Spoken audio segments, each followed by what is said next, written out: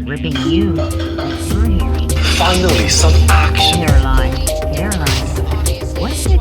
Justin's weird feminine hairdo lately. In a rare and virtually empty. This was the main site of the 3 weeks long protest here in downtown Ottawa. This is where the protest camp was based. And now, we've had police cars come through, we've had police presence, but this street is virtually empty. You can see the Parliament buildings just going over. There's one police vehicle. So what a contrast to having dozens of big rig trucks here, pickup trucks, protesters. We've backed up those warnings with a deliberate and methodical operation using lawful and safe tactics. Anything that could cause harm to anybody from an explosive perspective, so they'll render those vehicles safe. And I think In this operation, we've been upfront and clear with the unlawful protesters that they must leave the area. We've advised them of our enforcement efforts so they could continue to make informed decisions. And the other thing It's turning into a full-scale crackdown in Canada. A crackdown. So they could continue to make informed decisions. I mean, it's crazy. I know that the dog thing we're supposed to talk about later, but I can't get over the pets. That they're actually threatening owners of animals. That if you, in fact, a government that will kill your dog for simply disobeying their orders is basically one of the tweets that we had. Continue to make informed decisions. Mr. Bordelot, let me just interrupt for a second.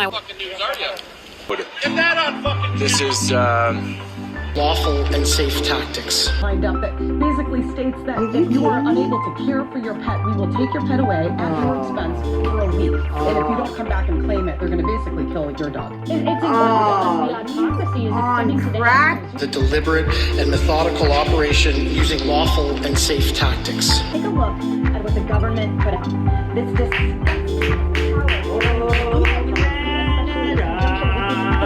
On this ground, you are weird. The rest of the world is scared because you're cracking up.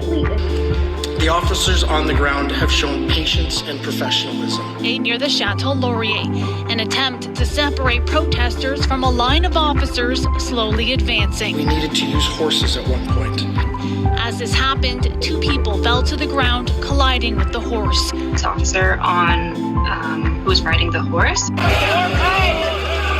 A complaint the next day launched an SIU investigation. There's a process in place to confirm her reported serious injury. That after false reports circulated online claimed the woman involved died.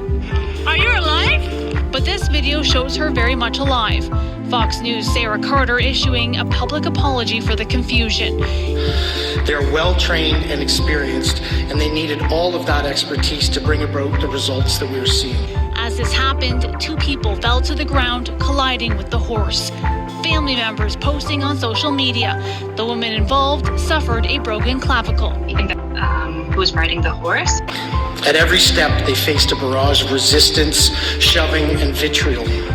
We all saw that the protesters were aggressive with the officers, and we needed to use horses at one point. Who was riding the horse. It's just one of 2 incidents now filed with the province's police watchdog. The other relates to discharge of the Arwin. Any questions relating to these 2 incidents must be directed to the Special Investigation Of Spark Street and Bank Street. A type of firearm that can discharge projectiles. So it could be plastic sort of projectiles, and those types of weapons are meant to subdue individuals. They're well-trained and experienced, and they needed all of that expertise to bring about the results that we were seeing. On this earth, and sadly, in this generation, a very similar fate is on the horizon for women.